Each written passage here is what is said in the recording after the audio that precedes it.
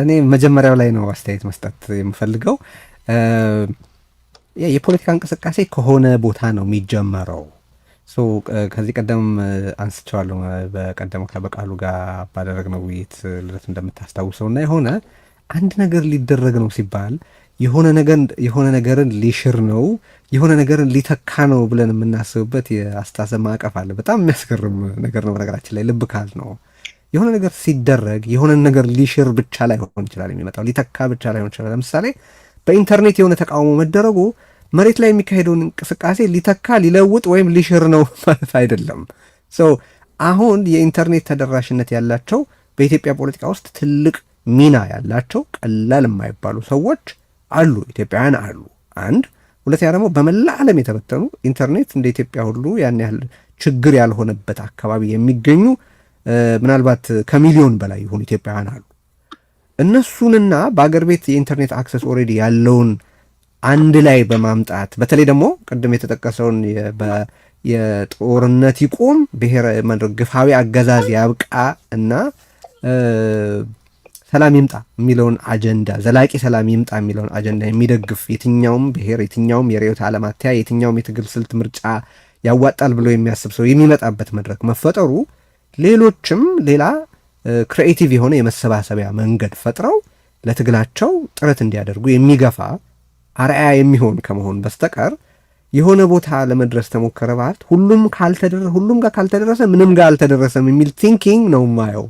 እንደዚህ አይነት አስተያየቶች ላይ ስህተት ነው እሱ። ሁለተኛ ደግሞ ፖለቲካም የሆነ ቦታ ላይ በአጀንዳ በኮዝ ወይ በተለይ እንዲህ የሀገር ህልውናን የተመለከተ ነገር በሚቻለው ሁሉ ነው ጥረት መደረግ ያለበት። አሁን እኛ በኢንተርኔት በኩል በመላ ኢትዮጵያም ሆነ በመላ ዓለም ያሉ ኢትዮጵያን የሚሰባሰቡበትን መድረክ በተለይ በአጀንዳው ላይ ሀሳብ ያላቸው ኢትዮጵያን የሚሰባሰቡበትን መድረክ ለማዘጋጀት እየሞከርን ነው ወይም እያዘጋጀን ነው። ሌሎች ደግሞ ያዋጣል ብለው የሚያስቡትን የሰላማዊ ትግሉን ወይም የህልውና ትግሉን ሊረዳ ይችላል ብለው የሚያስቡትን ሌሎች መንገዶች መከተላቸው ሊመጋገብ ካልሆነ በስተቀር አንዱ ሌላውን ያፈርሳል ማለት አይደለም። ይሄ ሁሉም ጋር ካልተደረሰ ምንም ጋር አልተደረሰም የሚል እሳቤ ትክክል አይደለም ለማለት ነው።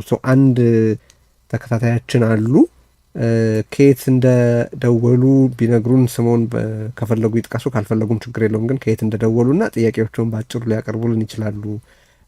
ሰላም ጤና ይስጥልኝ። ቴዲና ልደቱ ፍትህ እባላለሁ ከአራውንድ። እሺ ይቀጥሉ ጥያቄው። ጥያቄ ምንድን ነው? በኢትዮጵያ ተሞክሮ እንኳንስ ከዳር ሆኖ ማታገል ፓርቲ ውስጥም ሆኖ ማታገል ራሱ በጣም እየከበደ ነው የመጣውና የበቃሉ እንትን ላይ ቃለ መጠይቅ ላይ እንደነገራችሁ ይሄ አብሮነት ኢትዮጵያ የፖለቲካ ፓርቲ አይሆንም፣ ለስልጣንም አይታገልም ይላል። እኔ ደግሞ እያልኩ ያለሁት ከዛ ለምሳሌ አብሮነት ኢትዮጵያ ወደፊት ጠንካራ ኃይል እየሆነ የሚመጣ ከሆነ እኔ ደግሞ ገዘፍ ባለ መልኩ የሽግግር መንግስት ልክ ኢዜማ ራሱ አቋቁሞት እንዳለ ትይዩ ካቢኔ ትይዩ መንግስት እንደሚለው በዛ ሌቭል ደረጃ መደራጀት ለምን አያስፈልግም? እሺ አንዱ ጥያቄ ይሄ ነው። እሺ ሌላ ጥያቄ አሉት? ሌላ ጥያቄ ደግሞ በዚህ በምታደርጉት የመቶ ሺዎች ተቃውሞ ላይ ታዛቢዎች አሉ ወይ? ኢንዲፔንደንት ታዛቢዎች ይህን ነገር የህዝብን ችግር እውነትም አለ የለም ብሎ አሰስ የሚያደርግ ሰው አለ ወይ? አልገባኝም። ታዛቢዎች ማለት የት ሆነው ምን የሚታዘቡ ናቸው? ፕሮግራሙ በመታደምም ደረጃ ቢሆን ማለት ነው። አሁን በተናጋሪዎች ደረጃ ከዩናይትድ ኔሽንም ሊሆን ኦኬ ኮንታክት ያደረጋችኋቸው ተቃውሞ ሊካሄድ መሆኑን ተመልከቱልን ብላችሁ ያገራችኋቸው ይህን ነገር ለመታዘብ የህዝቡን እንዲያውቁት ጥያቄዎችን ከኤምባሲ ሊሆን ማለት ነው። እሺ አመሰግናለሁ። እሺ የመጀመሪያው ላይ ልደቱ ጥቂት ነገር አብሮነት ኢትዮጵያን በተመለከተ ትገልጻለህ። ጀስት አንድ አጠቃላይ አስተያየት ብቻ ለመስጠት ያክል አይ ቲንክ ፖለቲካ በጣም ሰፊ ዘርፍ ነው። ስለዚህ ሁሉንም የፖለቲካ ስራ ከፖለቲካ ድርጅት የተሻገረ ነው በጣም አንድ ሰው ፖለቲካ ሊሰራ ግን በፖለቲካ ድርጅት ውስጥ ላይሳተፍ ይችላል። አንድ ሰው ፖለቲካ ሊሰራ ግን የፖለቲካ አንድን የፓርቲ የሚመራው ወይ አንድን የትጥቅ ወይ የሰላማዊ እንቅስቃሴ መሬት ላይ የሚካሄድ እንቅስቃሴ እየመራ ላይሆን ይችላል። ማለት ሚናን መለየትና እዛ ላይ ውጤታማ የሆነ ስራ መስራት አንድ ራሱን የቻለ በጣም ትልቅ አስተዋጽኦ ያደርጋል። አንድ ስብስብ ሁሉንም በፖለቲካ ውስጥ ሊሰሩ የሚችሉ ነገሮችን ልሁን ካለ በእኔ አስተያየት ምንም ሳይሰራ ነው የሚቀረው። ልደቱ የበለጠ ትሄድበታለህ አብሮነት ኢትዮጵያን በተመለከተ ማለት ነው። ሰዎች ከፖለቲካው ላይ የሆነን ሚና ወስደው ያንን ሚና ውጤታማ በሆነ መንገድ ለመስራት መሞከራቸውን መጥላት ወይ ደግሞ በጎ ባልሆነ መንገድ መመልከት የሚገባ አይመስለኝም። ተመልክተውታል ማለት ሳይሆን ተከታታያችን እንዲሁ አጋጣሚውን ልጠቀምበት ብዬ ነው። ከፖለቲካው አንዱን ሴክት ወስዶ አንድ ሰው ወይም የሆነ ድርጅት ውጤታማ በሆነ መንገድ ቢሰራው ሌላው ደግሞ ይሄኛው ላይ የበለጠ ውጤታማ ስራ ሰራለሁ ብሎ ቢሄድበት የተባበረ ውጤቱ መጨረሻ ላይ የሚመጣውን ግብ ሊያሳምረው ይችላል የሚል አስተያየት አለኝ። ሁለቱን በተመለከተ አሁን ቀደም ሲል ያነሳሁትንም ሆነ ከአብሮነት ኢትዮጵያ ጋር አስታከህ ልደቱ እና ይሄ የነገረው ያስታወቃችኋቸው ዲፕሎማቶች አሉ ወይ፣ ዓለም አቀፍ ተቋማት አሉ ወይ፣ ይሄንን እየተካሄደ እንደሆነ እንዲያውቁና የህዝቡ ድምፅ የህዝቡ ፍላጎት ይሄ ነው ብላችሁ ያሳወቃችኋቸው ግንኙነት የፈጠራችሁት ነገር አለ ወይ የሚል ጥያቄም ተነስቷል። እነሱን ሁለቱን መልስ ጥባቸው።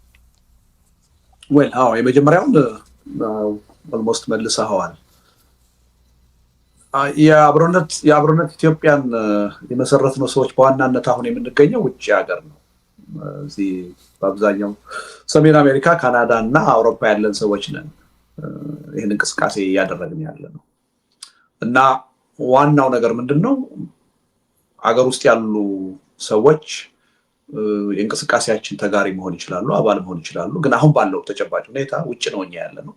ውጭ ሆነን ለትግሉ ምን ልናደርግ እንችላለን፣ ምን ልናበረክት እንችላለን፣ ምን ክፍተት አለ የሚለውን ነገር አይተን ነው የገባ ነው እና ሪሊ ያ ክፍተት ሆኖ የታየን አሁን የፖለቲካ ድርጅት አለመኖር አይደለም። ውጭ ሀገር ሆነን ፖለቲካ ድርጅት አቋቁመን የትም መድረስ አንችልም። ግን አትሊስት በስራ ላይ ያሉት የፖለቲካ ኃይሎች በጋራ ተገናኝተው በጋራ ጉዳያቸው የሚመክሩበት መድረክ መፍጠር ብንችል፣ የጋራ አጀንዳ ላይ ለምሳሌ ምንም ዝርዝር የሆነ የማህበራዊ ኢኮኖሚ የፖለቲካ ፕሮግራም ሳይኖረን የኢትዮጵያን ህዝብ እንደ ህዝብ የሚመለከት ቅድም እንደተባለው ብሔር ተሻጋሪ የሆነ ሃይማኖት ተሻጋሪ የሆነ የፖለቲካ ርዕዮት ተሻጋሪ የሆነ ሁሉንም ህዝብ በሚመለከቱ አጀንዳዎችና ጉዳዮች ላይ የጋራ ትግል እንዲያደርግ መድረክ መፍጠር፣ ማስተባበር፣ በዚህ ላይ ያለውን ክፍተት ብንሞላ ለትግሉ መጠናከር አንድ ጠቃሚ የሆነ ሚና ይኖረናል በሚል ነው የገባንበት እና ይሄ ማለት የፖለቲካ ድርጅት ለምሳሌ እኔን መውሰድ ይቻላል። በአጋጣሚ ሆኖ ወደ ሀገሬ እንዳልገባ በመከልከሌ ነው እንጂ አሁን ኢትዮጵያ ውስጥ ሄጄ የፖለቲካ ድርጅት ከጓደኞቼ ጋር አቋቁሜ ትግሉን ለመቀጠል ነበር ፍላጎቴ። ያ ማለት ግን የአብሮነት ሚናን ደግሞ እዛ ውስጥ ከገባሁ መሳተፍ አልችልም ማለት አይደለም። አብሮነት ውስጥ የትኛውንም አይነት የፖለቲካ አመለካከት የያዘ ሰው የሌላ ፓርቲ አመራርም ሆኖ በነዛ የጋራ ጉዳዮች ላይ የሚስማማ እስከሆነ ድረስ መገኘት ይችላል። ዝርዝር ፕሮግራም የለንም። ስለዚህ ምንም የሚፈጥረው እንቅፋት የለም እና ነገም ለምሳሌ እኔ ሀገሬ ለምሳሌ የመግባት እድል ቢኖረኝ እኔ በድርጅት ትግል ነው ማምነው እንደግሌ በተደራጀ ትግል አምናለሁ። ሀገር ውስጥ በሚደረግ ትግል ነው ማምነው የበለጠ ውጤታማ ይሆናል ብዬ ማምነው። የውጭ ሀገሩ ትግል ሚናው የማገዝ ነው፣ የማጠናከር ነው፣ የመርዳት ነው እንጂ የመምራት አይደለም የሚል እምነት አለኝ። ስለዚህ ሀገር ውስጥ የሚደረግ ትግል ያ ትግል ደግሞ በድርጅት ሲመራ የበለጠ ውጤታማ ይሆናል የሚል እምነት አለኝ። ነገ ሀገር ቤት የመሄድ እድል ቢገጥመኝ ወደ ፖለቲካ ድርጅት እንቅስቃሴ ነው የምገባው። ያ ማለት ግን አብሮነትን አረዳም ወይም በአብሮነትን መሳተፍ አልችልም ማለት አይደለም። ተመጋጋቢ ናቸው፣ የሚቃረን ነገር የለም። ምክንያቱም አብሮነት በአብዛኛው የፖለቲካ ስራ ነው የሚሰራው፣ ግን የፖለቲካ ድርጅት አይደለም። ከሌሎች የፖለቲካ ድርጅት የሚለየው ምንድን ነው? በፖለቲካ ድርጅትነት አይመዘገብም። እዚህ ሀገር ይሄ ነን ገቨርንመንታል የሚባሉ ሲቪክ ድርጅቶች በሚመዘገቡበት የህግ አግባብ ነው የሚመዘገበው፣ እንደ ፖለቲካ ድርጅት አይደለም። አንድ ሁለተኛው ደግሞ ለስልጣን አይፎካከርም። ምርጫ ቢመጣ ህብረተሰቡ በምርጫ ተሳትፎ እንዲያደርግ፣ ፓርቲዎች በምርጫ ተሳትፎ እንዲያደርጉ ሊቀሰቅስ ይችላል። ሊያስተባብር ይችላል። ራሱ ግን እንደ አንድ የፖለቲካ ኃይል ምርጫ ውስጥ ገብቶ ለስልጣን አይፎካከርም። ለምን? በዛ ውስጥ ያሉት የታቀፉት አባላት የተለያየ የፖለቲካ አመለካከት ያላቸው ናቸው። የተለያየ አይዲዮሎጂ ያላቸው ናቸው። ስለዚህ እነዚህ ሰዎች የአንድ ፖለቲካ ፓርቲ አባል ሊሆኑ አይችሉም። የተለያየ አመለካከት አላቸው። ስለዚህ ያ ነፃነት ኖሯቸው በጋራ ጉዳይ ግን በጋራ እንዲሰሩ ነው የፈለገው። ስለዚህ አንዱ እንቅፋት የነበረው ይሄ ነው። የኔን የፖለቲካ አመለካከት ካልደገፍክ ወይ የኔ ብሔር ተጋሪ ካልሆንክ አብረን አንሰራም የሚል አይነት አመለካከት በሂደት እያደገ ነው የመጣው። ይሄ መሰበር አለበት። ኢትዮጵያውያን የጋራ ችግራችን ከልዩነታችን የባሰ ነው፣ የበዛ ነው። እነዚህን የጋራ ጉዳዮቻችንን ለይተን አንጥረን በጋራ ካልሰራን በጋራ ካልቆምን የትም አንደርስም የሚል እምነት አለ እና ይሄን ክፍተት ለመሙላት የመጣ ነውና ፖለቲካ ድርጅትን የሚተካ አድርገን አንየው። ከፖለቲካ ድርጅት እንቅስቃሴ ደግሞ የሚቃረንና የነሱን እንቅስቃሴ አንደርማይን የሚያደርግ አድርገን ባናየው ጥሩ ነው። ሌላው እንቅስቃሴያችንን በተወሰነ ደረጃ የዓለም አቀፍ ሚዲያዎች፣ የውጭ ዲፕሎማቶች እንዲያውቁት እናደርጋለን። ግን እውነቱን ለመናገር የኛ ማድረግ ብዙም አስፈላጊ ላይሆን ይችላል። እያንዳንዱ የውጭ መንግስት ለምሳሌ ኢትዮጵያ ውስጥ ኤምባሲ ያለው ሌላ ስራ የለውም አይደለም። እንደዚህ አይነት ትልቅ ትዕይንተ ህዝብ በአይነቱ የመጀመሪያ የሆነ ተካሂዶና ኢትዮጵያ ውስጥ ትንሽ ተነባቢ ናቸው የሚባሉት ጋዜጦች በእያንዳንዱ ቀን ጠረጴዛቸው ላይ ይቀርባሉ። እነሱን ዳይጀስት አድርጎ ሰመሪ የሚያቀርብ ኃላፊነት የወሰደ ዴስክ አለ፣ መምሪያ አለ እና ይሄን ኢቨንት በጣም በከፍተኛ ደረጃ ዓለም አቀፍ ህብረተሰቡ ይከታተላል። የውጭ መንግስታት ይከታተሉታል፣ ምንም ጥርጥር የለውም። ግን እነሱ ይከታተሉታል ብለን እኛም ዝም አንልም። ሁኔታው በፈቀደልን መጠን ማሳወቅ ለሚገባን አካላት እናሳውቃለን። እውነቱን ለመናገር ግን ባናሳውቃቸው መከታተላቸው ምንም ጥርጥር የለውም፣ ስራቸው ነው። በተለይ ኢትዮጵያ ውስጥ ያሉ ኤምባሲዎች ይህን ነገር ተከታትለው ያዩትን የታዘቡትን ነገር ለየመንግስታቱ ያሳውቃሉ እና ትልቅ ትርጉም አለው። ቁጥሩ ማተር ያደርጋል የምንለው ያለ ምክንያት አይደለም። መጀመሪያውንም ይሄን አስበን ነው እና ጥሩ ጥያቄ ነው ወንድም ያነሳው። በዚህ መልኩ ነው የማየው።